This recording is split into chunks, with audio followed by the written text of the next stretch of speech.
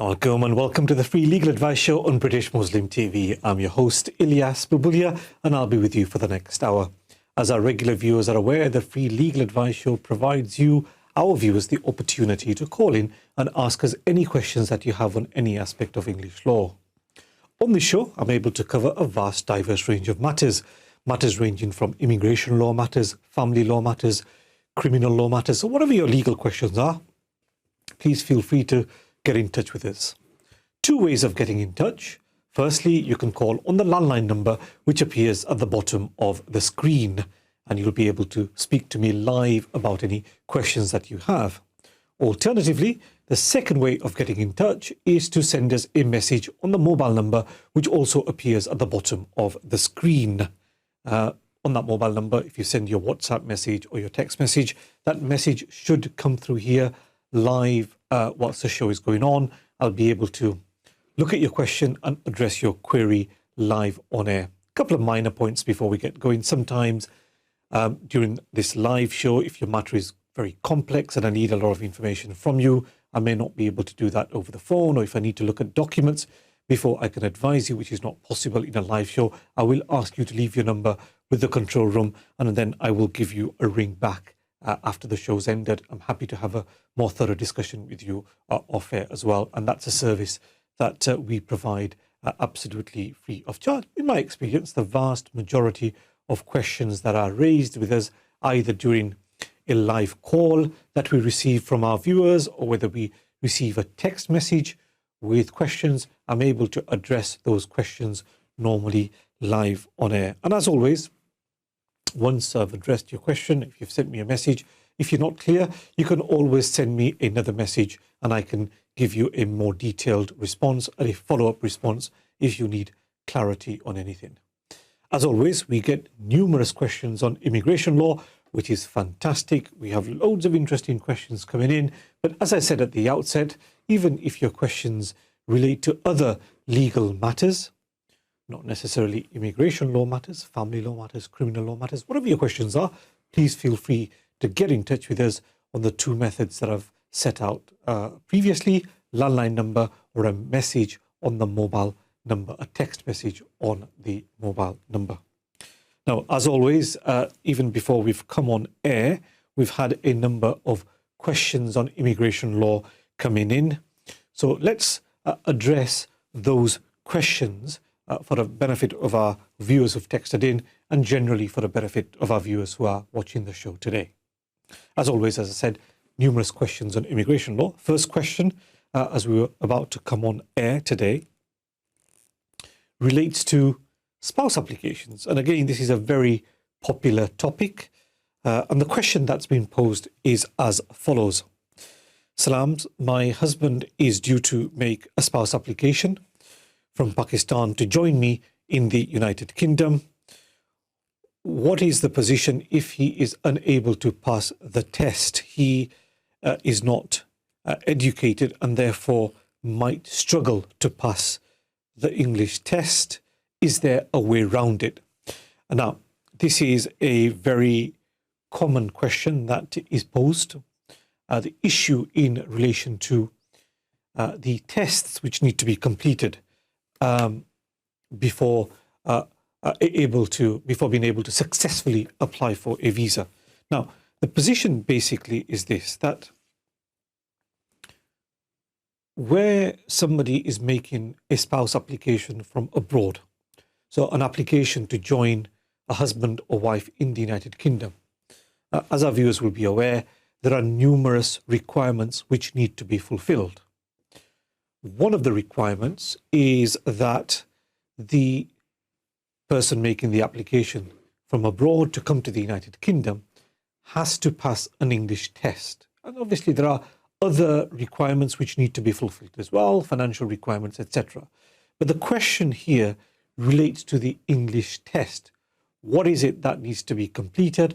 What if you can't pass the test? What happens? Is there a way around it? That's the way the question is being posed.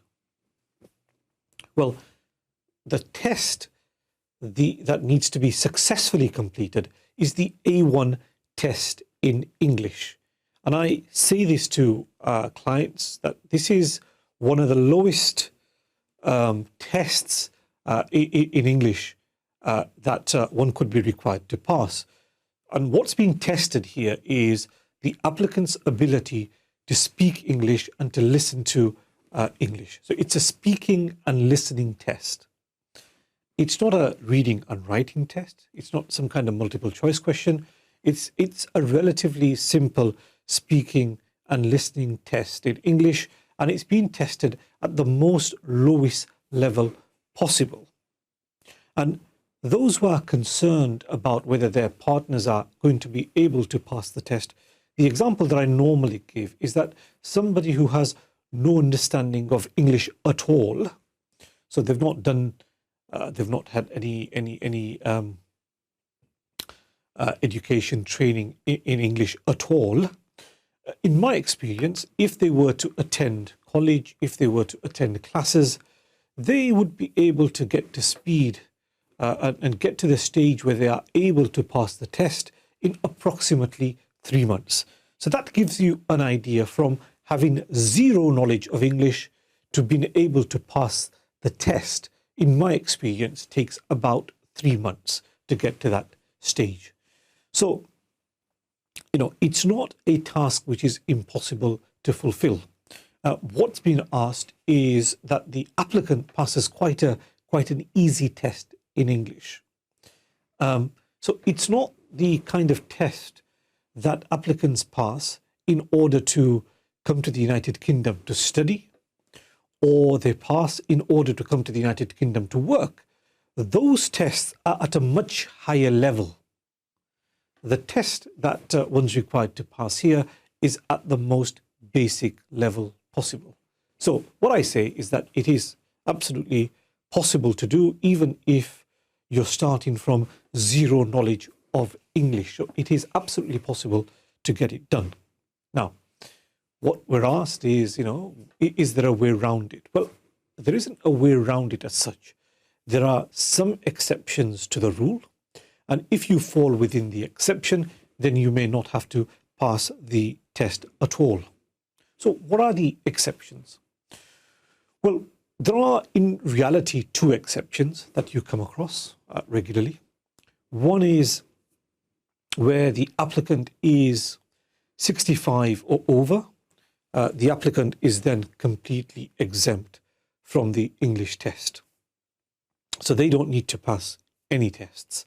And they don't need to pass a test when they initially come to the United Kingdom.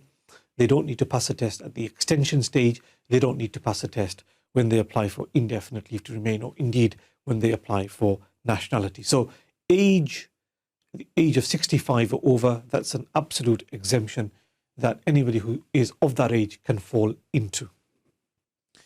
The other exception that you come across is for those people who have an illness, normally a mental illness, which prevents them from being able to pass the test. So it could be that their illness, normally a mental illness, is such that they aren't able to retain information, or they are, if they are able to retain information, they are simply unable to sit that kind of test and the environment in which those tests are undertaken.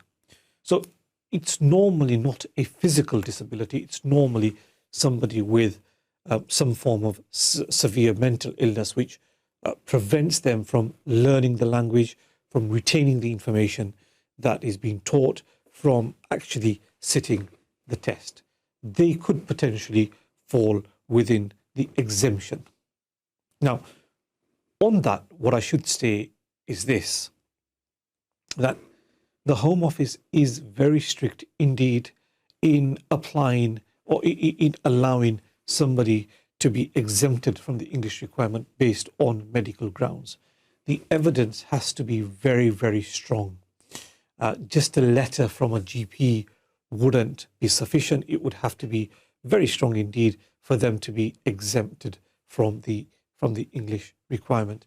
What I have found in practice is that those who have been unable to pass the test because of an illness, what I found is that they haven't been successful at the initial stage in qualifying for an exemption. from the English language requirement. The application has been refused and they've had to appeal against the decision. And when they've appealed against the decision, then obviously when the hearings come about, it's something that the judge has had to look at. The judge has looked at the rules to see, despite what the conclusion the entry clearance officer has reached, does this applicant fall within the exemption or not? So in terms of the age exemption, that's fairly straightforward. If you're 65 or over, you simply don't have to pass the test at all. However, if you're trying to fall within the medical exemption, then it is quite strict. You would need very good evidence, normally the evidence of a psychiatrist who would give quite detailed information as to your inability to pass the test now, inability to pass the test in the very near future. It's basically the doctor, the psychiatrist would basically be saying that your illness is such that it's unlikely to get better in the short term. So you can't pass the test now for whatever reason, and you can't pass the test in the very near future as well. The other exemption, which is not an issue at all, is that certain countries are exempted from the English requirement. But those are countries where the spoken language is English. So for example, if you're from USA, if you're from New Zealand, Australia, you would normally be exempted from the test anyway. But the reality is, even if you had to sit the test, you wouldn't have a problem because you're coming from a country which is an English-speaking country anyway. So hope that answers your question in a bit of detail. Now, as I say, if you can't understand English at all, it does take about 3 months to get to speed with it. And that's what I would suggest you should do. We're taking a short break. We'll be back in the next couple of minutes. See you then.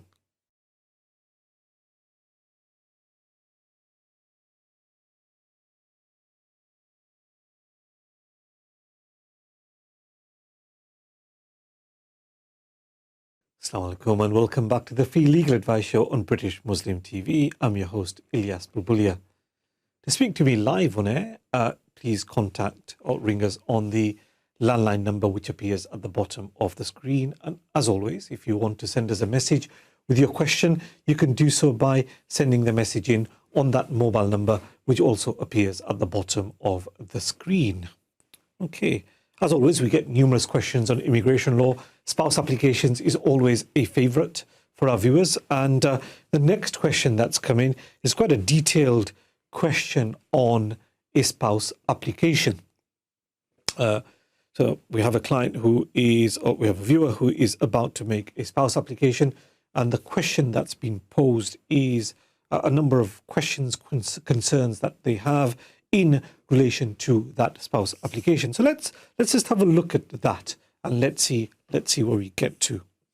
So what our viewer is saying, I have a few questions if you don't mind me asking you. Questions, there's about 3 or 4 questions here. Let me just read the first bit of the question out, answer that, then go on to the next bit, because there's quite a few different questions here, all related to spouse applications, sponsoring a husband or wife to come to the United Kingdom from abroad. Okay, what's the first question? And it is as follows. How long will the A1 test certificate be valid for in Pakistan? So just before the break, we were looking at the English test, the A1 certificate in English, the lowest level of test that one has to do when they are applying to come to the United Kingdom as a spouse. The question is, how long will the A1 test certificate be valid for? The A1 test certificate is valid for 2 years. So it's got quite a long validity period. So an applicant abroad who will be applying for a spouse visa doesn't really have to wait until the last month before the application is going to be submitted. It doesn't have to wait until the very end. The certificate is going to be valid for 2 years. So It's something that you can get done, get it out of the way and put it away, and you can use it 3, 4, 5 months down the line, or a year down the line if need be, in order to make that spouse application, because it's going to be valid for 5 years. So that's the question. That's the answer to that specific question. It's valid for 2 years. You've got nothing to worry about. My advice is just get it done now. It's one thing which is out of the way. The next question is, will I need the nikah certificate translated into English, or could that be done here in the United Kingdom? So the nikah certificate, so this is a spouse who is in Pakistan. And the question that's been asked is, does that nikah certificate need to be translated into English, or can it be done here? Now, what I find in terms of the nikah, the marriage certificates from Pakistan, is that they always come with an English translation, whether the marriage has taken place in Pakistan or whether it's taken place in Azad Kashmir. They have different ways of doing the marriages, the different ways in terms of registering the marriage and the kind of documentation you get. But wherever it's done, normally you find that you get the English translation from there. But let's say we don't have the English translation from there. It's quite simple to get it translated here in the United Kingdom. We just approach a professional translation company and they would get the translation done. So if you haven't got it done from there, not a problem. Most lawyers here will be able to get it translated for you from a professional translator. Typical cost might be 50, 60, 70 pounds or thereabouts, but not much more than that. So it's not a problem. That shouldn't cause you a problem at all. So that's the position with the nikah certificate. Next question, again on this particular spouse application, is as follows. For the bank statements that one has to submit for 6 months, can these be printed off? A PDF version, can they be printed off, or do they have to come from the bank and come to you in the post like official bank statements? So what's been asked here is the bank statements which are submitted, can they be PDF versions which are printed off, or do they have to be official, if I can put it that way, official bank statements which come to the person here in the post? Now, nowadays, and this is a change from the position that the Home Office had for several years, nowadays PDF documents are absolutely fine. Black and white documents are absolutely fine as well. So there is no need to obtain original bank statements in the post. Absolutely fine downloading PDF versions and printing them off and sending them to the Home Office. Indeed, the PDF version can actually just be uploaded onto the Home Office website as well. So it doesn't have to be originals as such, because we're not sending originals in anymore. Now, what the Home Office does say, and I haven't seen this in practice at all, what the Home Office does say is that if we want, we can ask to see any of the documents in the original format. So although we accept that you can send PDF documents in, we can at any stage request original documents. So this obviously is a question which relates to spouse applications, and in particular the financial requirement. So the spouse here is working. We've got to prove that the spouse has enough income here to sponsor the husband or wife from abroad. And typically you'd be submitting the employment letter, the wage slips, and 6 months bank statement. So the question here specifically is about the bank statements. You don't need to submit originals at all for that. Hope that answers that question.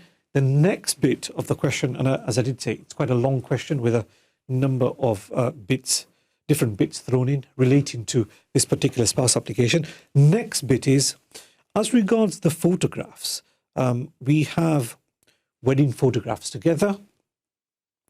But in terms of non-wedding photographs, we've only got 2 photographs, which are non-wedding photographs. Would this be sufficient? And again, this is quite a common question that arises, because what the Home Office says is that send us a selection of photographs, different settings, etc. And typically what we would advise clients is that they should submit, obviously, their wedding photographs, so they might have 10, 20 wedding photographs, but they should also submit different photographs. It might be when they're going out together in a restaurant. It might be when they're are just out and about with family, selfies taken together. So have a selection of photographs. That's certainly what we advise. Now, when people are struggling to find non-wedding photographs together, we sometimes say, well, look to see whether, if you've gone out with the family, there might be other family members who've taken photographs together as well. That might work. So the advice always is this, that in terms of when you're making a spouse application, when you're showing the evidence of the relationship that you're together, Home Office is saying, send us a selection of photographs. We always advise that send your wedding photographs in, send other photographs in where you're together. Now, let's look at this specific query where what's been said is that the wedding photos are fine, but in terms of non-wedding photographs, casual photographs together, there's only 2. The way I normally then deal with this is to submit as many wedding photographs as you can, different types. So day before the wedding day, day after the wedding. So a number of different types of wedding photographs. And then put in the couple of casual photographs you have in there as well. In my experience, it should be fine. Once you've got a variety of photos in, the Home Office caseworkers generally don't query this any further. They will accept that the relationship is genuine based on the selection of photographs that have been submitted. Now, the final bit of the series of questions that we have in relation to spouse applications is as follows. Now, the last question says, I note that call history or screenshots are no longer required. Screenshots of conversations are no longer required. Is this correct? So, last bit, again, regarding the relationship, what's been put is the understanding that a viewer has that evidence of calls made to each other, call history, and screenshots of text messages, conversations together are no longer required. Is this correct? Interesting question. Again, a question that comes up regularly in practice. Our clients are used to, certainly those who have family members who've gone through this process, they've used to the situation where, in order to prove that the relationship is genuine, not only are photographs submitted, evidence of calls together, evidence to each other, evidence of messages to and from, evidence of maybe money being sent abroad, evidence of birthday cards, etc., being sent abroad. Our clients are normally under the impression that all this evidence is still required. However, the position has changed slightly. In terms of the spouse application and in terms of assessing whether the relationship is genuine or not, the Home Office at the moment is only requesting photographs, wedding photographs and casual photographs. The Home Office is not requesting any additional documentary evidence. So they have specifically said that you don't need to upload relationship documents such as call history, message history, money being sent to each other. That kind of evidence is not required.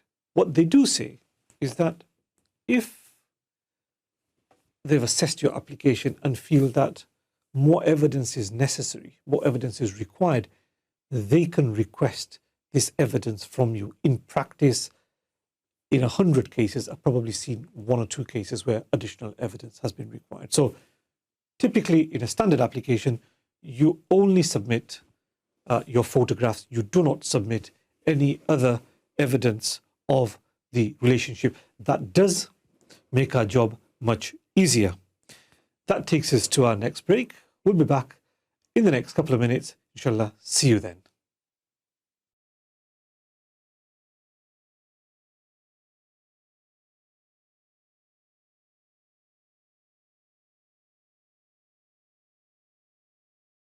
Assalamu alaikum and welcome back to the Free Legal Advice Show on British Muslim TV.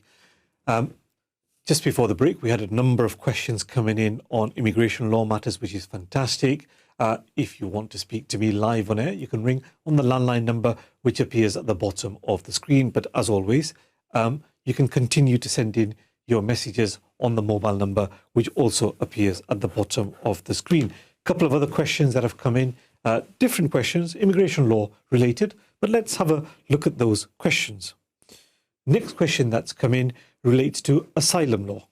And the question that's been put is as follows. Salams, my relative is here from Afghanistan. He wants to claim asylum here in the United Kingdom. Can you advise what he needs to do? Now, bearing in mind the situation in Afghanistan over the last couple of months, we've had most lawyers, immigration lawyers, will be aware that and will be dealing with a lot of people from abroad coming to the United Kingdom, wanting to claim asylum because of the situation in their home country, situation in Afghanistan, etc. So somehow people have managed to get here to the United Kingdom. They've managed to reach their family here in the United Kingdom. And what they are now looking at is obviously making a claim for asylum. And they want to know, how do you go about it? How complicated is it? Do you need a lawyer? What happens? Perfectly understandable. In terms of applications as such, the process for making an asylum application is actually relatively straightforward. When you look at the process for making an asylum application and you compare that process with any other type of application, spouse application, etc., in terms of the process, the asylum application is actually one of the easier ones to do. In terms of gathering evidence, it might be more complicated, but in terms of the process, it's relatively straightforward. So, family member who's here, Afghan national, wants to claim asylum. What does that person need to do? Well, the first step is to call the Asylum Intake Unit in London. And if you go onto the Home Office website, the pages which deal with asylum applications, they will give you the details of the Asylum Intake Unit in London. There's a telephone number there, and it's that number that needs to be called in order to lodge or start the asylum process off. Now, what happens when you dial that number? Well, the operator picks up the number for the Home Office. They will take very brief details from you on the phone. Now, typically what you find is that applicants from abroad don't have sufficient command of English to provide all the information. So in the initial call, whether you make it yourself, family member makes it, or a lawyer makes it, you're able to give some brief details and you explain the language that the applicant speaks. And what will then happen is that the details will be taken and the Home Office will call the applicant directly in a few days' time. And the person who calls will be somebody who speaks the language that the applicant understands. So whether it's Pashto, Urdu, Farsi, whatever the language is, that's what the caller will be speaking in. So the Home Office representative who calls will be able to take enough information down to start the process off. So the initial call is made to the Home Office. basic details are given, and there is a call then made back by the Home Office representative in order to take more detailed information. And that, when I say more detailed information, it's your name, address, date of birth, passport number, etc. Enough details to be able to book an appointment at the intake unit in London, because that's the next stage after the phone calls, where the information is given and it's been noted. What the Home Office does is makes an appointment for the applicant to go to the Home Office in London and formally start the process off. And that initial meeting initial interview is referred to sometimes as the screening interview. That's where slightly more information is taken from applicants. You've had the phone calls where quite basic information is taken, but the purpose of that is to arrange the screening interview. And it's at the screening interview that more detailed information is taken.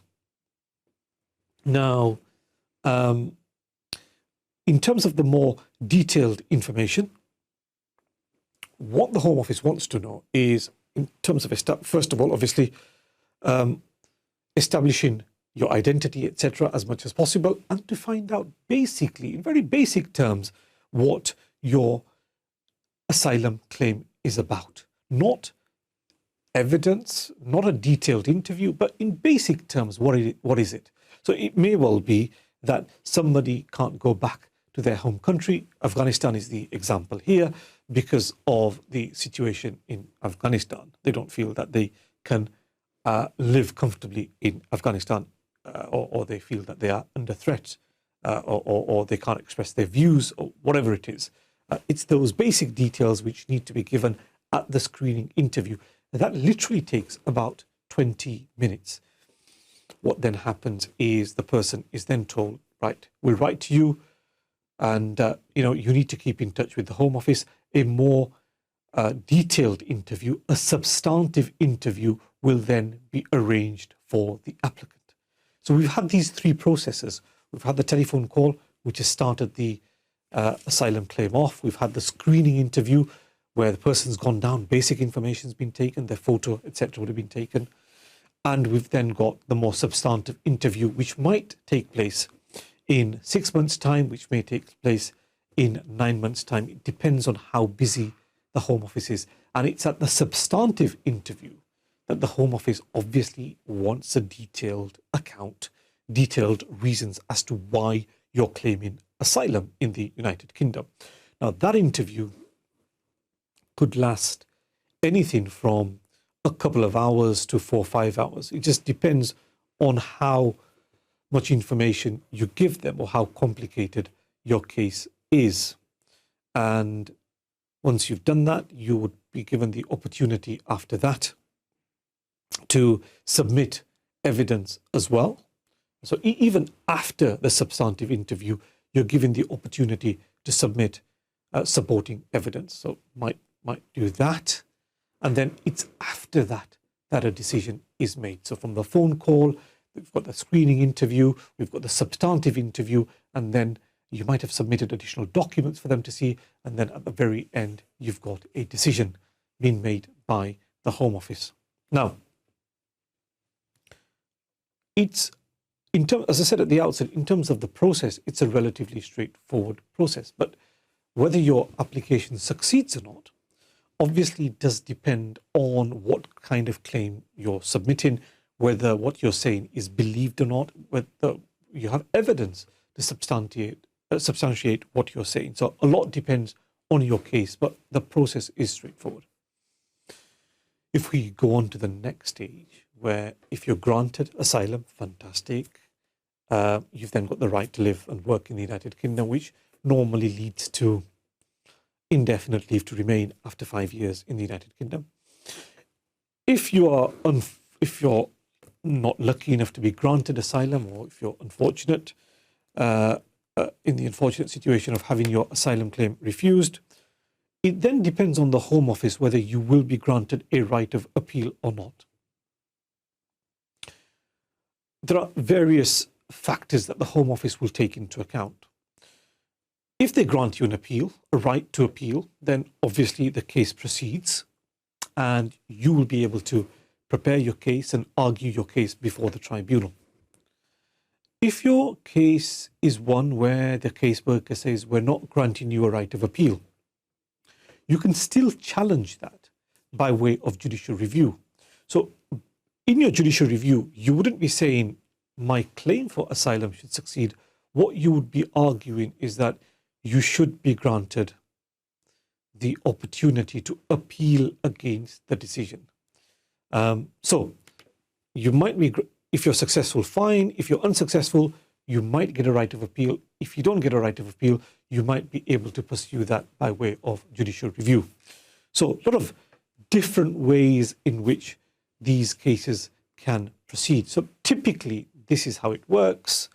You could end up with a positive result within a year or so. If it's negative with a right of appeal, this could take up to 2 years to sort out, because then you would be involved in the appeal process, and it just depends on how busy the tribunal is in terms of how quickly the application is processed. So this all takes a bit of time to progress and to be processed. So typically, that's what happens. So specifically to advise you in terms of what your relative should do, relative who's here from abroad, who wants to claim asylum, I go back to the first bit of stage 1, which is simply to call the asylum intake unit and tell them about the asylum claim, which will start the process off. What I should say is that legal aid or free legal advice funded by the government has been removed for vast majority of legal matters. However, asylum still remains one of those areas where potentially you could still qualify for legal help. So what I would suggest is, if you are in a situation where you want to claim asylum, speak to a lawyer that specializes in asylum work and who has a legal aid franchise, because they may be able to assist you completely free of charge. And what I do tend to find is these lawyers who deals with asylum matters, they are quite experienced. If they deal with legal aid matters, they deal with a high volume of matters, and they are quite experienced in dealing with these kind of matters. So what I would advise is that speak to a lawyer before progressing further with your asylum claim. Hope that answers your question. We've got a number of other questions, but we're going to be taking a short break. After we come back, we'll look at those questions. We'll be back in the next couple of minutes.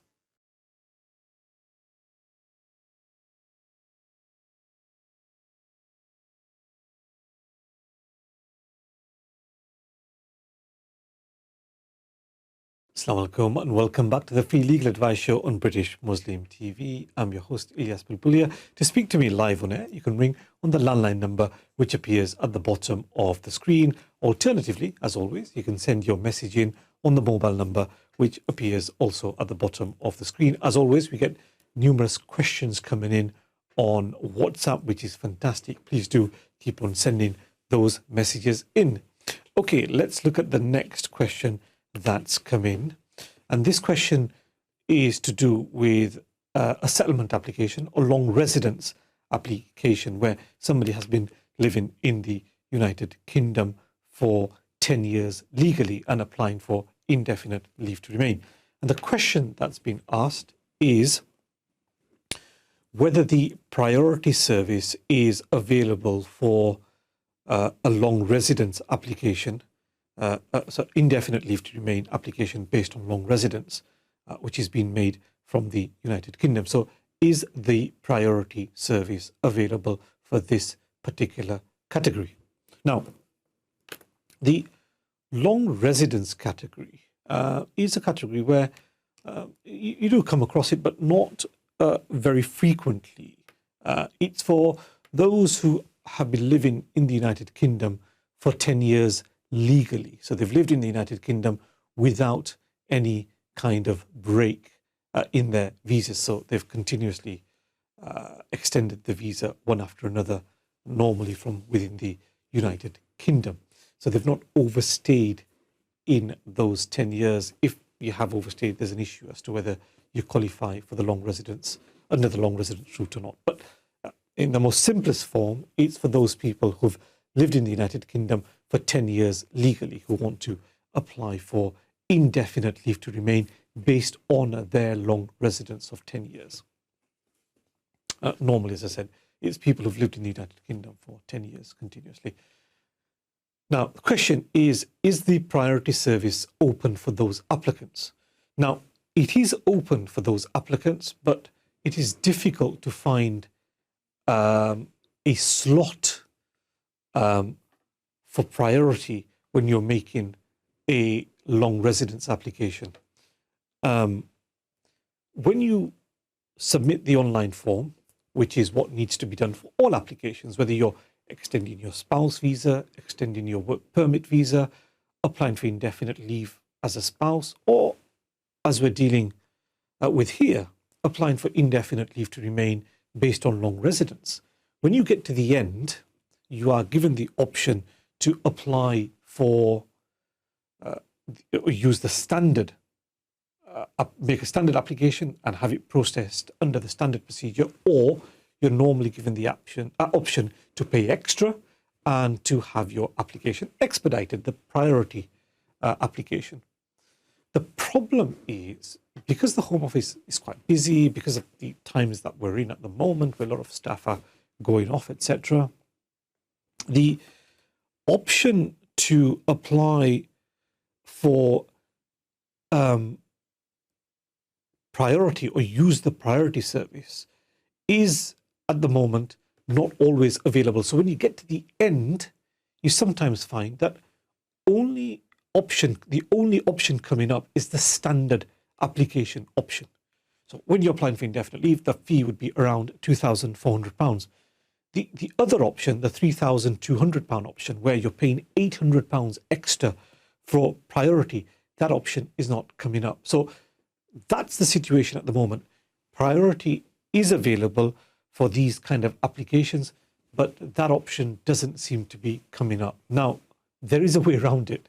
And what other people have found, and certainly, and we've tried this, and it seems to be working, it looks like the way the Home Office system works is that the priority slots are opened up at a particular time of the day. They seem to be open up at 12 o'clock at midnight, when the Home Office system appears to reset. And let's say there are 20 slots available for the following day as priority slots. So that's what comes up at 12 o'clock midnight. So you can imagine, if you don't book then, and you get up and try to book at 10 o'clock in the morning, other people have already logged in and they've booked the priority slot already. So what you have to do really is look to see whether around midnight, etc., priority slots are opened up, and try and book it then. Because if you wait till the morning, or like most lawyers, we're working on these applications during the day, come 12 o'clock, 1 o'clock during the day, you're looking for priority slots.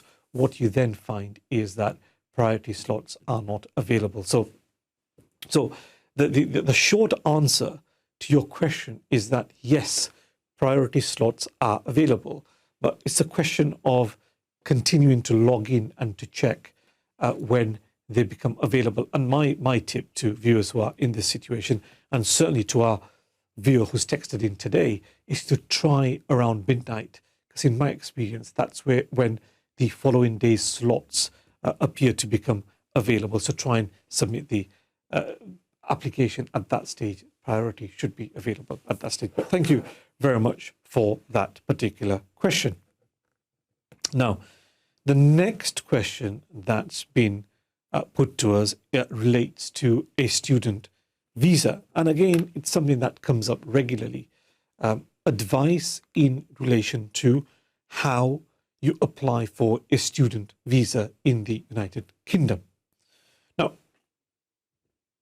a lot of students do obviously come to the United Kingdom. In my view, the process is relatively straightforward. If somebody wants to come to the United Kingdom as a student, what I advise is that there are really two things that you need to have in place. One is you need to obtain a place at a university that is prepared to issue a CAS to you. And a CAS is what then allows you, a CAS, that's what allows you to then apply for a student visa. So you have to, first of all, approach a university, either directly or if you're going through an agent, your education agent would approach universities on your behalf. But the starting point is that you need to obtain a place at university. So academically, if you're not very good, you're going to obviously, unfortunately, fall at the first hurdle. You're not going to be able to get your place at university.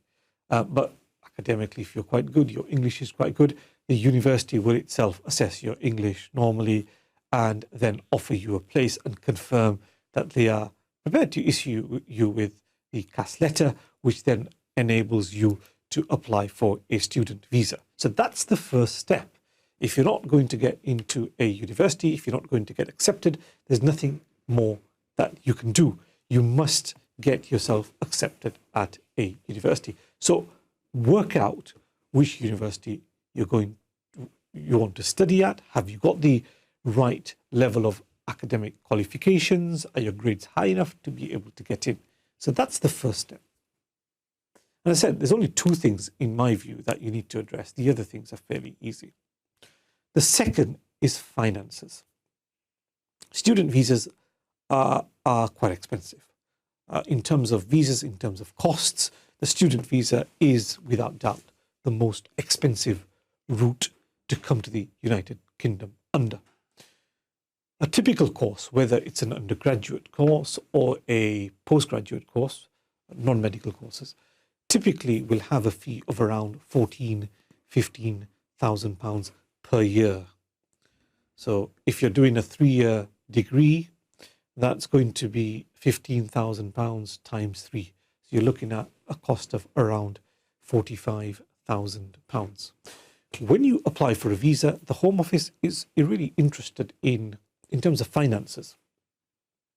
The Home Office is interested in looking at whether you've got enough income to cover your course fees, the first year's course fees, which might be £15,000, £14,000, and also whether you've got enough money to live on for the first year. So they're the two costs that you're looking at. The cost of the course, the first year fees, £15,000. And the second aspect is your living expenses, which there's a calculation that you need to do depending on the length of the course, etc. Typically would be in the region of around £10,000, savings of around £10,000. But there's a calculation that you need to do for that. So typically, when you're coming to study, whether it's an undergraduate course or whether it's a master's course, in my experience, you do need in the region of about £25,000 or thereabouts in terms of finances. So it's all well and good getting accepted, but you need this amount of money to be able to cover the fees for the first year of your course and to be able to show that you've got enough money to live on for the first year as well. So that's the kind of money you're looking at. Beyond that, my view is that the process is relatively straightforward in terms of the application that you need to submit. You know, as long as you've not had problems with immigration in the UK, you've not overstayed, you've got no criminal records, etc. Generally speaking, the rest is just the process that you need to follow. But key thing is getting yourself accepted at a university and having the right finances. A lot of people think that certainly if we go back 10 years ago, we had colleges, private colleges, which offered quite cheap courses, where the fees were around £2,000, £3,000 a year. A lot of students didn't attend, etc. all was okay. That's all in the past. Now the regime in terms of studying, student visa is very strict. You get a place at university, you've demonstrated you've got money, you then come to the United Kingdom, you have to attend the course. If you don't, the university will inform the Home Office, which will result in the visa being curtailed. So this is quite a good way of coming to the United Kingdom. If I give you an example as to how fantastic this route is, if you come to study at master's level, you've paid £15,000 for your course, you've successfully completed that course, the UK Home Office now, after you've completed your master's, allows you the opportunity to apply for a further 2-year visa in which in those 2 years, you can work, develop your skills, etc.